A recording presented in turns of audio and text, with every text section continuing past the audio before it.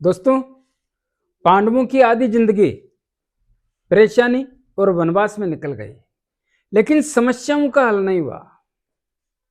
लेकिन जिस दिन कुरुक्षेत्र में आ गए, 18 दिन में तमाम समस्याओं का समाधान हो गया। मैं यह कहना चाहता हूं कि आपके हौसले बुलंद रखें। बुलंद हौसलों से सभी समस्याओं का समाधान आसानी से होने के योग देखने को मिलते हैं। जिसके हौसले बुलंद, उसकी मंजिल कदमों में। मैं एस्ट्रोलॉजर मदन मोहन लखोटिया मेरे यूट्यूब चैनल पर आप सबका एक बार पुनः हार्दिक स्वागत करता हूं। आज बात करेंगे मेष राशि के बारे में। सब्जेक्ट क्या है? सब्जेक्ट है 2026 में आर्थिक स्थिति, संपत्ति व पैतृक संपत्ति की स्थिति कैसी रहेगी। मेरे मोबाइल नंबर 9829911500। दोस्तों, चंद्र कुंडली के अनुसार जिन लोगों की राशि मेष बनती है, उन तमाम लोगों को यह वीडियो समर्पित कर रहा हूं। आइए मुद्दे की बात करते हैं। आर्थिक स्थिति, पैतृक संपत्ति और संपत्ति। पैतृक संपत्ति किसको कहते हैं आप जानते हैं? आपके दादा की, आपके पिता की, उसको पैतृक संपत्ति कहते हैं। और संपत्ति किसको कहते हैं? जो आपकी खुद की खरीद की हुई है, उसकी। क्या देखना है? यह देखना है कि क्या 7.5 चलने के बावजूद भी आपको पैतृक संपत्ति मिल सकती है क्या? और इसमें अवरोध है तो कब से है? जो संपत्ति के मामले हैं, आपकी खरीद की हुई संपत्ति के, क्या उसमें अवरोध है तो वो दूर हो सकता है क्या? क्या हम ले सकते हैं या बेच सकते हैं क्या? क्या इसमें किसी भी प्रकार का विवाद है तो उसको हम समाधान या हल कर सकते हैं क्या? क्या परिवार की खुशियां बड़ा, ये भाव परिवार का भी होता है, तो परिवार में खुशियां बढ़ा सकते हैं क्या? परिवार का तालमेल उसको ठीक कर सकते हैं क्या? इन सब पर विचार करने के लिए आपके समक्ष हाजिर हुआ हूं। मेष राशि के लोगों की कुंडली का दूसरा भाव होता है धन का और पैतृक संपत्ति का। दूसरे धन के भाव की स्थितियां और पैतृक संपत्ति इसी से देखी जाती है और इसी पर चर्चा करने जा रहे हैं। तो अब मैं यह कहना चाहता हूं कि धन की स्थिति आपकी कैसे है। देखिए दोस्तों, धन की स्थिति तो एक लंबे दौर से लड़खड़ा रही है। मैंने यह नहीं बोला है कि धन नहीं आ रहा है, मैं यह कह रहा हूं लड़खड़ा रही है। लड़खड़ाने का मतलब धन आता है लेकिन धन खर्च हो जाता है, धन चला जाता है, धन जमा नहीं हो पाता है, धन को बचाना मुश्किल है। ऐसा क्यों हुआ? तो ध्यान से सुनिए। ऐसा इसलिए हुआ कि धन के भाव के स्वामी शुक्रदेव हैं और शुक्रदेव के घर पर, शुक्रदेव का घर है यह दूसरा भाव, लेकिन पाप ग्रहों का वर्चस्व ज्यादा रहा। कैसे रहा? वर्ष 2018 से, ध्यान दीजिए, अगस्त 2017 में यहां पर राहुदेव और यहां पर केतुदेव आके बैठ गए। तब से ही 2017, 2018, 2019, 2020, 2021, 2022, 2023, 2024 और 2025 चल रहा है। तब से ही आपकी आर्थिक स्थिति में पैसा बचाना बहुत सारे लोगों के लिए मुश्किल हो गया। तकलीफें सबको आई।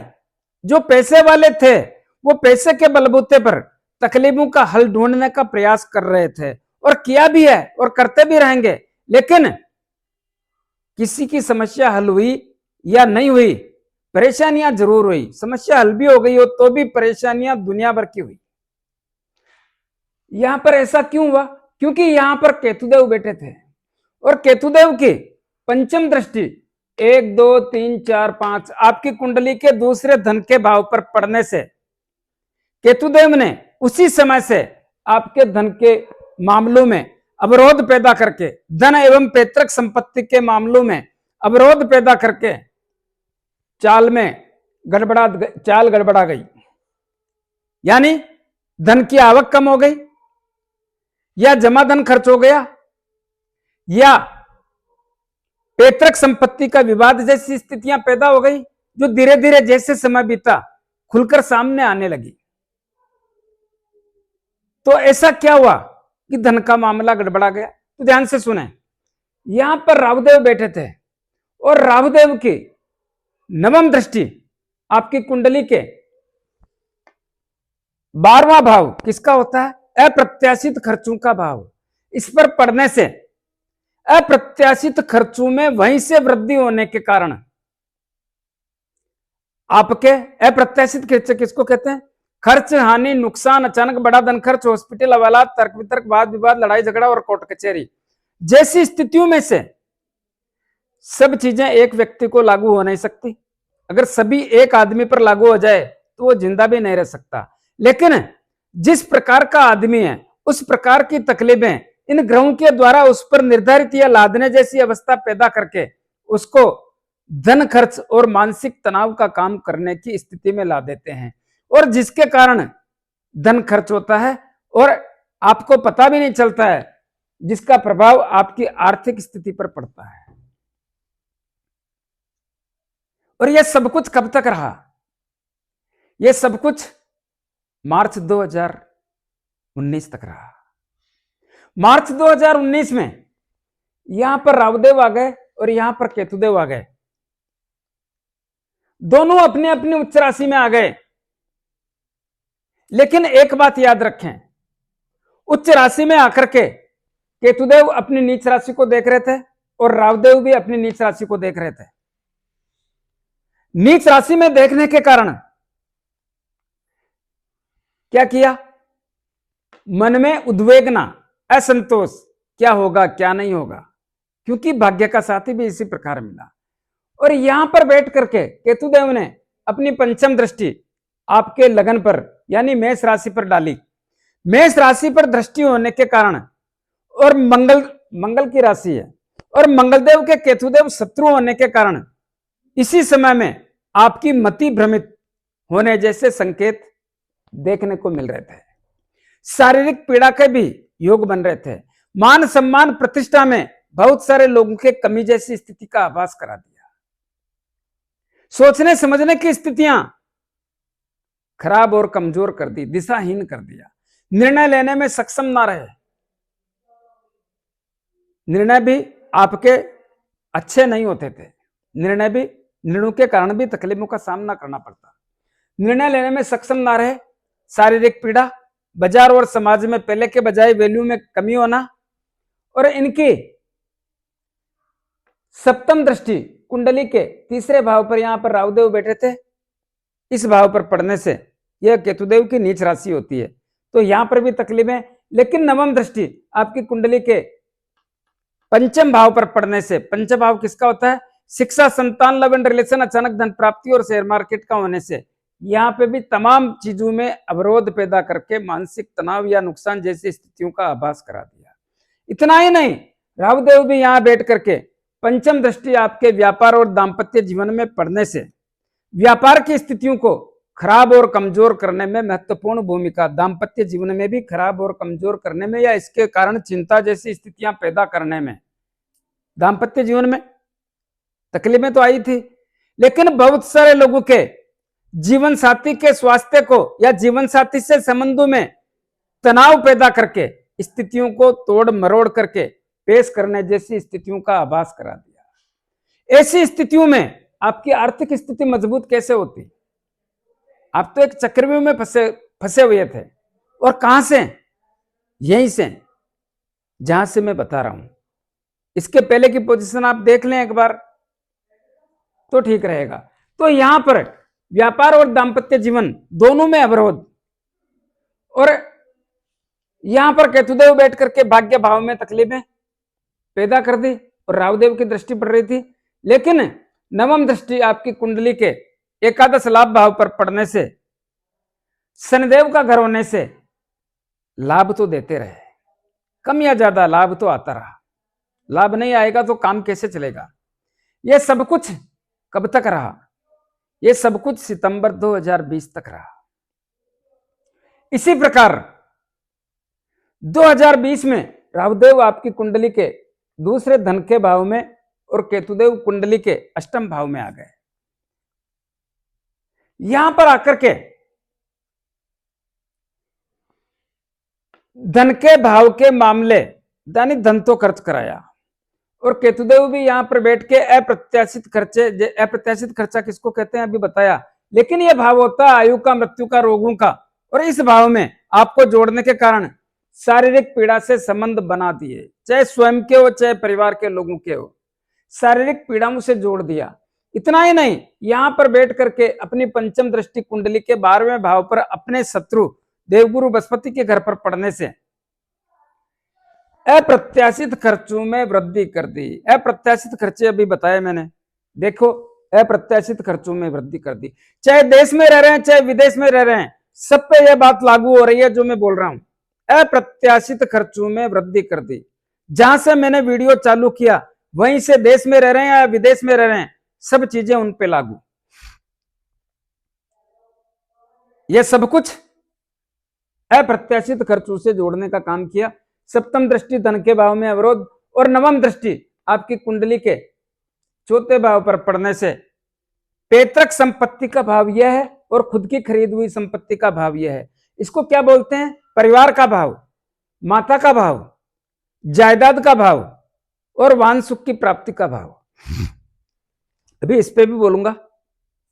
इसमें भी एक बात बोल देता हूं, इसमें भी 2017 के अगस्त माह के बाद से ही तकलीफें हैं, और ऐसी तकलीफें जो धीरे धीरे जैसे समय बढ़ता गया वैसे इसका दर्द भी बढ़ने जैसे संकेत ही देखने को मिल रहे हैं। तो यहां पर इन दोनों के प्रभाव के कारण और यहां पर केतुदेव की दृष्टि पड़ने के कारण चौथे भाव के परिणाम भी खुद की खरीद की हुई संपत्ति में भी तकलीफों का संकेत देखने को मिल रहा था। लेकिन इन तकलीफों में यह सब कुछ कब तक रहा? अप्रैल 2022 तक। अप्रैल 2022 के बाद तो मेष राशि के लोगों के तकलीफों का बहुत बड़ा पहाड़ का सामना करना पड़ रहा था, एक बहुत बड़ा संकट जो किसको कह भी नहीं सके और सह भी नहीं सके। कैसे? यहां पर आ गए राहुदेव और यहां पर आ गए केतुदेव, और यह समय अप्रैल 2022 से अक्टूबर 2023 तक का समय बहुत पेचीदा, बहुत संघर्ष वाला, बहुत तकलीफ वाला, बहुत तनाव वाला और बहुत परेशानी वाला रहा, बहुत परेशानी वाला रहा। और वैसे भी मैं ये बोल सकता हूं, मैंने कहीं यह ना बोला कि पैसा नहीं बढ़ा, मैंने यह बोला है पैसा नहीं बढ़ा, लेकिन पैसा आया, पैसा खर्च हो गया, पैसा रुका नहीं है, पैसा आता है, पैसा चला जाता है। आज भी पैसा आ रहा है, आज भी जा रहा है। पैसा कैसे बढ़ता है? पैसा जब जब, देखिए आपको पैसा बढ़ाने में, व्यापार में, ठीक करने में जब जब शुक्रदेव का सहयोग मिलता है तब तो पैसा बढ़ना ही है। शुक्रदेव दूसरे भाव में आए, चाहे सप्तम भाव में आए, चाहे 12वें भाव में आए, फर्क इतना ही है, ये शुक्रदेव का घर है और ये उच्च राशि है। शुक्रदेव को अपने घर की शोभा बना के रखनी पड़ती है, क्योंकि ये शुक्रदेव के घर है, ये उच्च राशि है, तो कोई भी ग्रह अपने घर की स्थिति को कमजोर नहीं होने देते। इसी प्रकार अप्रैल 2022 से अक्टूबर 2023 के बीच आपको मानसिक तनाव, मान सम्मान, प्रतिष्ठा में कमी, सोचने समझने की स्थितियां खराब और कमजोर, निर्णय लेने में सक्षम न रहना, बाजार और समाज में वैल्यू में कमी आना, शारीरिक पीड़ा होना, संतान की चिंता होना, संतान के कारण चिंता होना, शिक्षा, संतान, लव एंड रिलेशन, अचानक धन प्राप्ति और शेयर मार्केट से नुकसान होना, व्यापार और दाम्पत्य जीवन की स्थितियां चिंताजनक होना, जीवन साथी का स्वास्थ्य खराब होना, जीवन साथी से संबंधों में तकलीफ आना, आपके वैवाहिक जीवन में तनाव और तकरार जैसी स्थितियां, वैवाहिक जीवन में धीरे धीरे स्थितियां खराब और कमजोर। बहुत सारे लोगों के इस समय में दाम्पत्य जीवन में विवाद बढ़ गया, विवाद इतना बढ़ गया, कोर्ट कचहरी हो गई, दूरियां बढ़ गई, एक दूसरे से दूर हो गए। यह सब कुछ भी आपको देखने को मिला। यह सब कुछ 2022-23 में देखने को मिला। लेकिन हाँ, समय ने एक और यहां पर कुछ अच्छा भी किया। क्या? 31 अक्टूबर 2023 से अप्रैल 2024 के बीच इस भाव की स्थितियों को देवगुरु बृहस्पति यहां आकर के कुछ सुधारने का काम भी किया, जबरदस्त किया। जिन लोगों ने ध्यान दिया सुधर गए, जिन लोगों ने ध्यान नहीं दिया, स्थितियां तो बदली है, स्थितियां उसके बाद भी बदली है। कैसे बदली है? कुछ तो ठीक हुई है। तो यह सब कुछ अक्टूबर 2023 तक रहा। अक्टूबर 2023 के बाद देवगुरु बृहस्पति यहां बैठ करके इस भाव की स्थिति को सुधारने का प्रयास किया, यहां पे भी सुधारने का प्रयास किया और यहां पे भी सुधारने का प्रयास किया, लेकिन यहां पर ज्यादा नहीं चली। पाप ग्रहों का प्रभाव इतना होने से यहां पर ज्यादा नहीं चल पाई। तो अब क्या होगा? अक्टूबर 23 और अप्रैल 2024 के बाद भी इस भाव की स्थितियां इतनी मजबूत नहीं हो पाई। क्यों नहीं हो पाई? क्योंकि 1 मई से देवगुरु बृहस्पति यहां आ गए और देवगुरु बृहस्पति के शुक्रदेव का घर है। शुक्रदेव भी इस भाव के, शुक्रदेव के भाव के देवगुरु बृहस्पति और शुक्रदेव आपस में शत्रु हैं। हालांकि दोनों गुरु हैं, दोनों का काम देना है, लेकिन तालमेल ठीक नहीं है ना। तकलीफ यह है कि दोनों में तालमेल ठीक नहीं है। तो जिसके प्रभाव से यहां की स्थितियां भी मजबूत होने में संदेह पैदा हो गया। फिर स्थितियों में पहले के बजाय कुछ बदलाव तो आया, लेकिन वो बदलाव भी नहीं आया कि मन में जो तकलीफ थी, भड़ास थी, वो निकाल नहीं पाए। ठीक इसी प्रकार मई 2024 से देवगुरु बृहस्पति यहां आ गए और शनिदेव यहां बैठे थे और राहुदेव यहां पर आ गए। जैसे ही राहुदेव यहां पर आए, कब? अक्टूबर 2023 में राहुदेव ने यहां बैठ करके अप्रत्याशित खर्चों से आपको जोड़ दिया और पैतृक संपत्ति के भाव में देवगुरु बृहस्पति आकर के बैठ गए। कैसे देवगुरु बृहस्पति आपके पैतृक संपत्ति के विवादों को हल होने देंगे? संभावना ही नहीं बनती। अगर बन भी जाए तो कोई न कोई 5 आदमियों में से 4 सहमत हो जाते हैं और एक विवाद पैदा कर देता है, मामला अटक जाता है। ऐसी स्थितियों का निर्माण हो गया। तो पैतृक संपत्ति का हल कहां हुआ? और यह सब कुछ मई 2025 तक बराबर बना रहा। मई 2025 तक बना रहा, लेकिन 29 मार्च 2025 से मेष राशि के लोगों को शनिदेव की 6.5 आरंभ हो गई। शनिदेव की 6.5 में आपके पैतृक संपत्ति के विवाद हल नहीं होते। अब एक सवाल आता है, क्या? कि आपको 6.5 अब चली है और मैं बात कर रहा हूं 2018 से लेकर के मार्च 2025 से पहले की भी और बाद की भी। तो इस दौरान क्या आपके पैतृक संपत्ति के विवाद हल नहीं हुए? हुए। फिर यह क्यों नहीं बताया? बता रहा हूं कैसे हल हुए। जब जब शुक्रदेव का इस घर पर प्रभाव बढ़ा या शुक्रदेव यहां पर आए, तब तब या शुक्रदेव यहां पर आए तब तब पैसा भी बढ़ा। और जिन लोगों ने आपके पैतृक संपत्ति के प्रयासों को जारी रखा, तो शुक्रदेव ने उनका सहयोग करके उनकी समस्याओं का या पैतृक संपत्ति के विवाद का हल करने जैसी स्थितियों का निर्माण भी किया है। लेकिन इसको लाभ उन लोगों को मिला जो चतुर एवं चौकन्ना थे, जो जागरूक थे। और ध्यान दीजिए, जब जब शुक्रदेव आपकी कुंडली के 7वें भाव में आए, ये शुक्रदेव का ही घर है, तब तब आपका व्यापार और दाम्पत्य जीवन और विवाह शादी संबंध के योगों में बहुत बड़ा परिवर्तन और अच्छा माहौल देखने को मिला। तो क्या 6.5 में शुक्रदेव यहां पर लाभ दे पाएंगे? ऐसा नहीं होगा। क्यों नहीं होगा? क्योंकि 6.5 में शनिदेव का प्रभाव बहुत ज्यादा माना जाता है और शनिदेव आपकी कुंडली के 12वें भाव में बैठ करके दूसरे भाव पर शुक्रदेव के घर पर, हालांकि शुक्रदेव शनिदेव के मित्र हैं, लेकिन तीसरी दृष्टि से डाल रहे हैं, तीसरी दृष्टि से नजर डाल रहे हैं। और शनिदेव न्याय के देवता माने जाते हैं और न्याय के देवता होने के कारण ही आपके कर्मों के अनुसार आपको फल देते हैं। लेकिन एक बात याद रहे, शनिदेव के यहाँ माफ करने का काम नहीं या लचीलापन का काम नहीं, जिसके कारण आपके पैतृक संपत्ति या धन के भाव पर दृष्टि डाल करके क्या कर रहे हैं, न्याय करने का काम कर रहे हैं, जिससे क्या पैतृक संपत्ति के विवाद हल नहीं होंगे? नहीं होंगे। क्यों नहीं होंगे? क्योंकि शनिदेव 7.5 के रूप में यहां विराजमान है और शनिदेव की तीसरी दृष्टि यहां पर पड़ रही है। उन लोगों, देखिए बहुत कम लोग ऐसे हैं जिनके पैतृक संपत्ति के विवाद शनिदेव हल कर सकते हैं, बहुत कम लोग होंगे। ऐसा क्यों? क्योंकि इस समय में जो शनिदेव की आराधना करेंगे, जो संयम रखेंगे, जो धैर्य रखेंगे, जो शनिदेव पे विश्वास रखेंगे, शनिदेव उनको, उनके ऊपर प्रसन्न होकर के उनकी पैतृक संपत्ति का विवाद हल करने का प्रयास कर सकते हैं और करते भी हैं। लेकिन इसके लिए बहुत संयम और धैर्य से चलना पड़ता है और शनिदेव की आराधना करनी पड़ती है।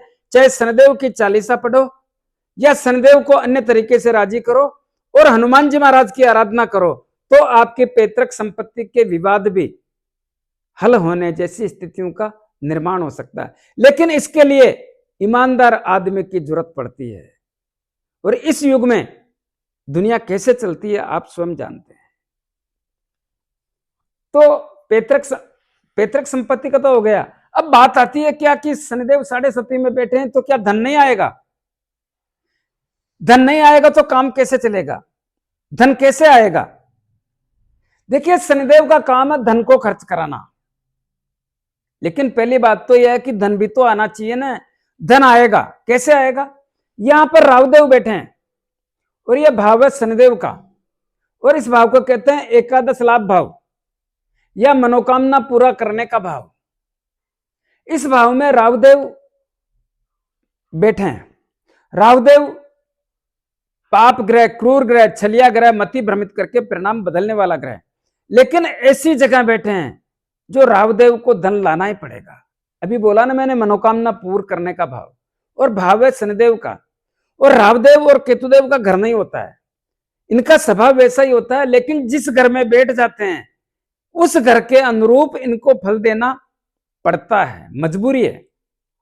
तो यहां पर राहुदेव बैठ करके धन तो लाएंगे, धन लाएंगे भी और धन बढ़ाएंगे भी। तो क्या धन बढ़ पाएगा मेष राशि के लोगों के? नहीं बढ़ेगा। क्यों नहीं बढ़ेगा? राहुदेव कितना भी धन लाए, शनिदेव खर्च कराने में सक्षम रहेंगे। आप लोगों ने देखा होगा अक्टूबर 2023 से राहुदेव यहां पर बैठे थे और शनिदेव यहां पर बैठे थे, तब भी ऐसा ही हो रहा है। धन आता है लेकिन चला जाता है, और अब भी ऐसा ही होगा। शनिदेव आपकी कुंडली के 7.5 के भाव में बैठे हैं और राहुदेव एकादश भाव में बैठे हैं। तो राहुदेव धन लाएंगे, लेकिन शनिदेव बहुत सारे रास्ते तैयार करके धन खर्च कराने का सिम्टम्स पैदा कर देंगे। यह धन कब तक आएगा? धन आएगा दिसंबर 2026 तक, 5 दिसंबर 2026 तक। क्या उसके बाद धन आने में तकलीफें होगी? बिल्कुल होगी। क्यों होगी? क्योंकि राहुदेव यहां से निकलकर यहां आ जाएंगे और केतुदेव यहां से निकलकर यहां चले जाएंगे। दोनों अपना अपना स्थान बदल लेंगे। तब इस भाव के स्वामी शनिदेव कुंडली के 12वें भाव में 7.5 के रूप में होंगे। तो फिर धन लाने वाले कौन है? शनिदेव। और खर्च कराने वाले कौन है? शनिदेव। समझ रहे हैं मेरी बात? और शनिदेव की तीसरी दृष्टि यहां पर पड़ेगी, तब जाकर के आपको धन के मामलों से कुछ ऐसा होगा कि साली आवक कमजोर हो गई, धन का आना कम हो गया और खर्चा ज्यादा हो गया। तो दिसंबर 2026 के बाद आपको धन के मामले में बहुत सावधानी रखने की आवश्यकता पर जोर देता हूं। इस बात का ध्यान रहे। ऐसा क्यों? क्योंकि खर्चे और बढ़ जाएंगे। क्यों बढ़ जाएंगे? यहां पर कौन बैठेगा? केतुदेव। केतुदेव की 9वीं दृष्टि कुंडली के 12वें भाव पे पड़ेगी, जहां पर पहले से शनिदेव बैठे हैं। अप्रत्याशित खर्चों में वृद्धि कर देंगे। अप्रत्याशित खर्चे, खर्च, हानि, नुकसान, अचानक बड़ा धन खर्च, हॉस्पिटल हवाला, तर्क वितर्क, वाद विवाद, लड़ाई झगड़ा और कोर्ट कचहरी, जिसमें आप अपना और अपने परिवार का स्वास्थ्य का विशेष रूप से ध्यान रखें तो बहुत बड़ी उपलब्धि होगी। इस बात का ध्यान रखें। आइए अब बात करते हैं परिवार की, जायदाद की, आपकी खुद की संपत्ति की, माता की और वाहन सुख की प्राप्ति की। इस भाव की स्थितियां कैसी है? देखिए ज्यादा लंबा बोलूंगा तो वीडियो लंबा हो जाएगा, तो क्या करना है, मैं यह बोल सकता हूं 2023 से इस भाव की स्थितियां काफी चिंताजनक हुई। अक्टूबर 2023 के बाद इस भाव की स्थितियां और चिंताजनक हो गई, और अक्टूबर 2024 के बाद तो इस भाव की स्थितियों की ऐस तैस हो गई, सत्यानाश हो गया। क्यों हो गया, ऐसा क्यों हुआ? क्योंकि इस भाव पर पाप ग्रहों का प्रभाव बढ़ गया। अक्टूबर 2023 से यहां पर राहुदेव की दृष्टि पड़ने लग गई, और अक्टूबर 2024 से यहां पर मंगलदेव नीच राशि में आके बैठ गए। दोनों ही मामले खराब थे, लेकिन जब यहां पर मंगलदेव आके बैठे अक्टूबर 2024 से, तब इस भाव की स्थितियां ज्यादा खराब हो गई। अब क्या होगा? अब क्या होगा, यहां से पाप ग्रहों का प्रभाव खत्म हो गया। कब हुआ? जून 2025 में, 6 जून 2025 को। उसके बाद इस भाव पर किसी भी पाप ग्रह का प्रभाव नहीं रहा। उसके बाद इस भाव की स्थितियां काफी बदली बदली सी और अच्छी होने के संकेत देखने को मिल रहे हैं। जिससे क्या होता है? जिससे यह होता है परिवार में खुशियों का एक सिम्टम्स चालू हो गया, कम या ज्यादा, लेकिन माहौल जरूर बदला है। परिवार में खुशियां जरूर आई है, परिवार का वातावरण बदला है। दोस्तों अगर लोगों ने ध्यान दिया तो परिवार में बहुत बड़ा तालमेल बनने की संभावना से इनकार नहीं करता हूं। आपके परिवार की शोभा आपको बढ़ानी।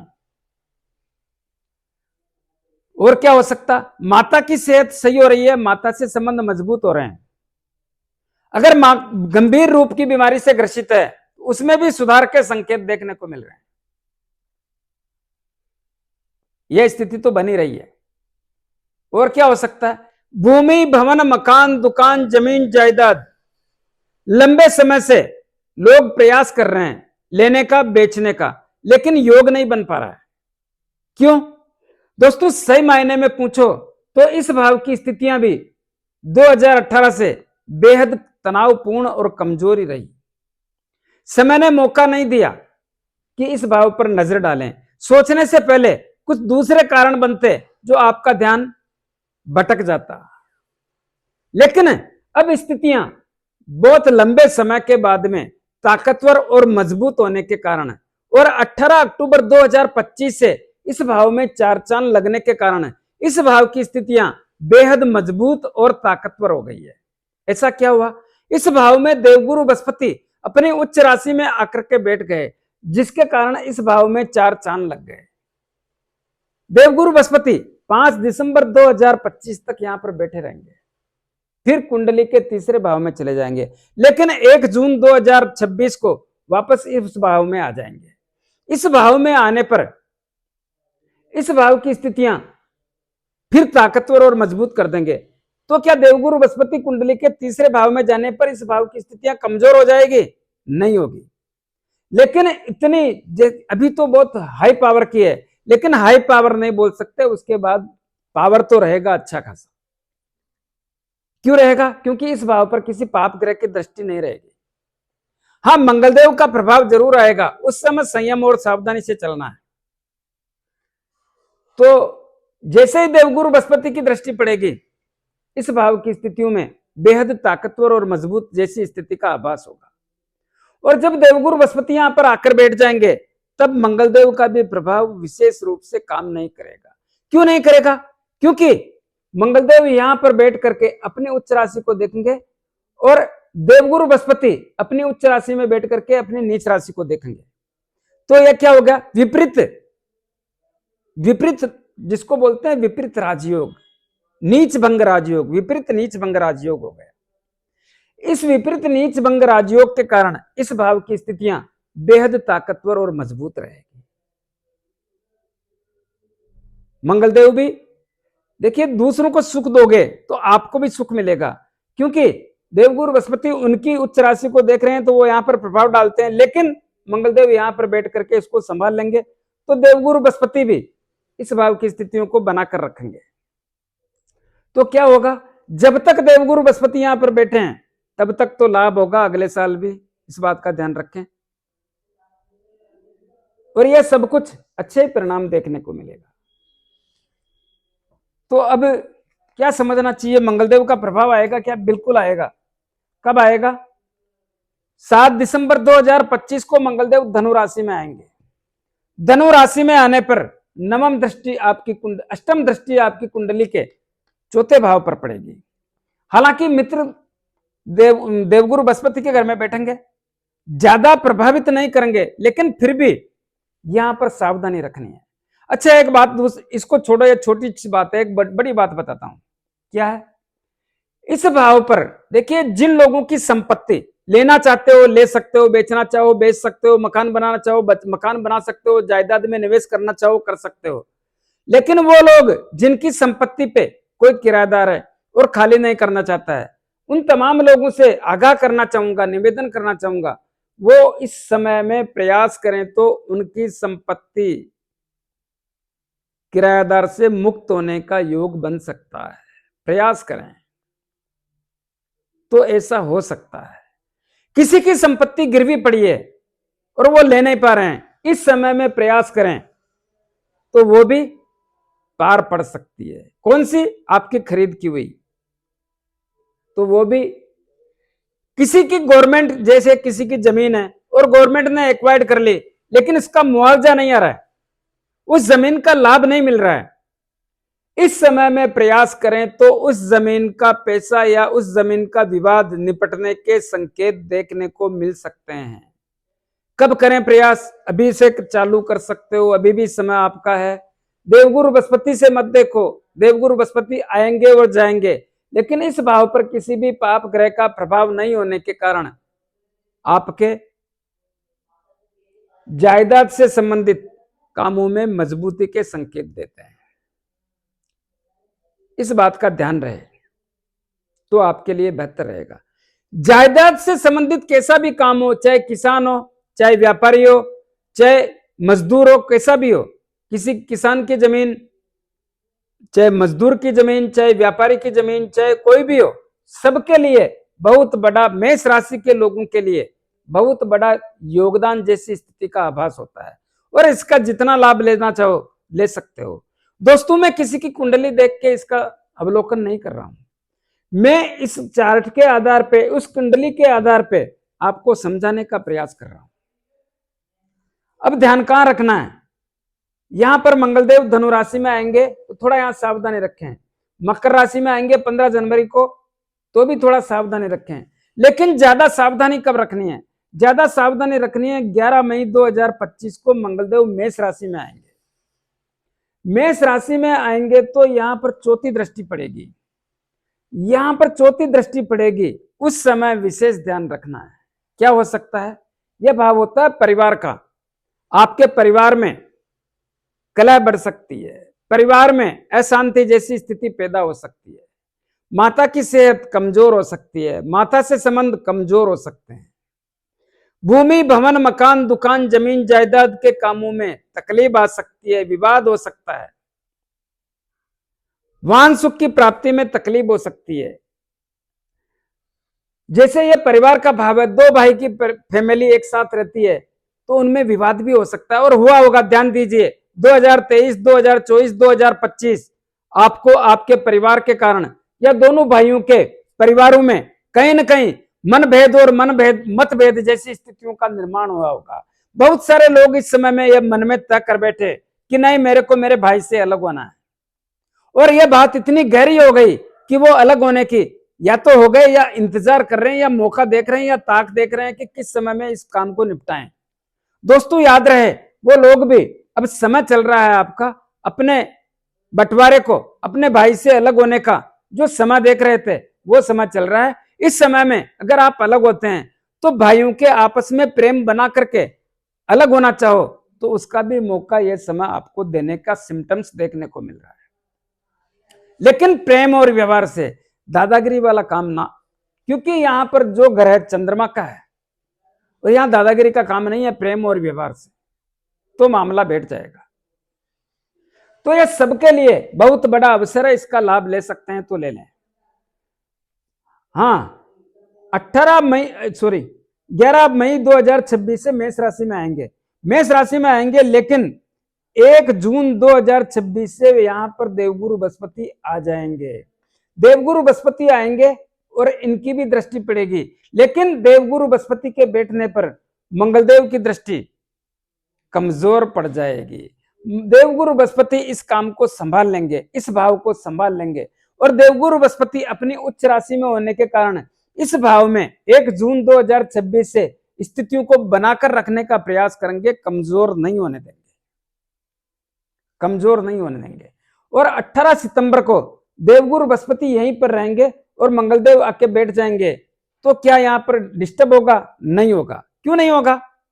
बहुत कम लोगों के डिस्टर्ब भी हो सकता है, कैसे हो सकता है वो भी समझाऊंगा, लेकिन अधिकांश लोगों को इस भाव का लाभ मिलेगा। कैसे मिलेगा? मंगलदेव नीच राशि में आके बैठ जाएंगे, देवगुरु यहां पर बैठे रहेंगे। देखिए, अभी समझाया मैंने, देवगुरु बृहस्पति अपनी उच्च राशि में आके बैठ जाएंगे और मंगलदेव इनके ही साथ अपनी नीच राशि में आके बैठ जाएंगे। तो परिणाम बढ़िया कैसे होंगे?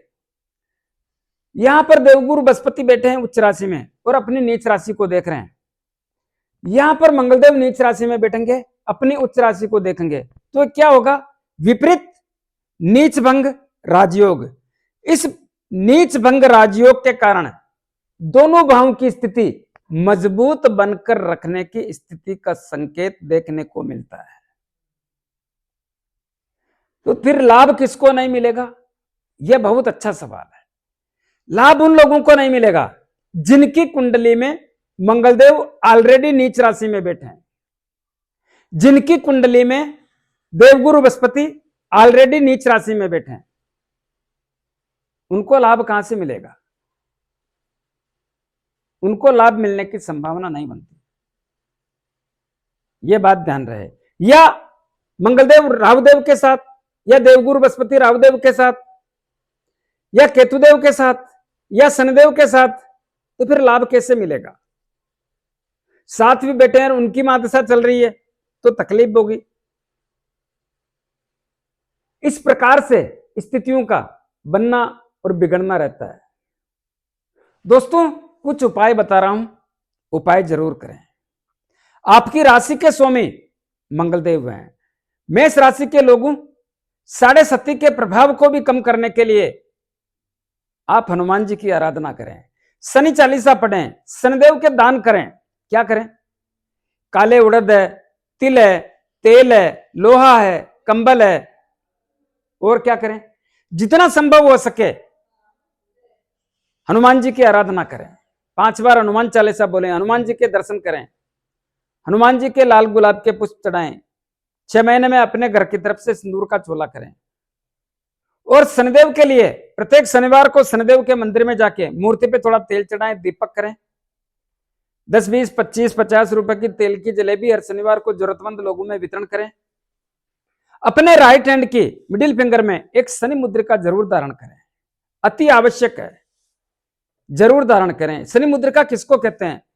जो घोड़े के पांव में नाल होती है, उसके लोहे की अंगूठी, या समुद्र में चलने वाले जहाज के लोहे की अंगूठी बना करके उसको शनिदेव के 23,000 मंत्रों से अभिमंत्रित करके शनिवार को संध्या काल में धारण करें, बेहतर रहेगा। यह अंगूठी लेने में, बनाने में, अभिमंत्रित करने में तकलीफ आए तो मेरे से ले सकते हैं, मेरे से ले ना लें, धारण जरूर करें। जिनकी कुंडली में देवगुरु बृहस्पति नीच राशि में बैठे हैं, वो भी प्रतिदिन गौ माता को गुड़ रोटी और चारा खिलाएं, तो आपके लिए बेहतर रहेगा। कैसा लगा मेरा वीडियो? ज्यादा से ज्यादा लोगों में भेजें, लाइक अनलाइक जो भी करना करें, कमेंट अवश्य दें और सब्सक्राइबर्स करने की कृपा करें। धन्यवाद।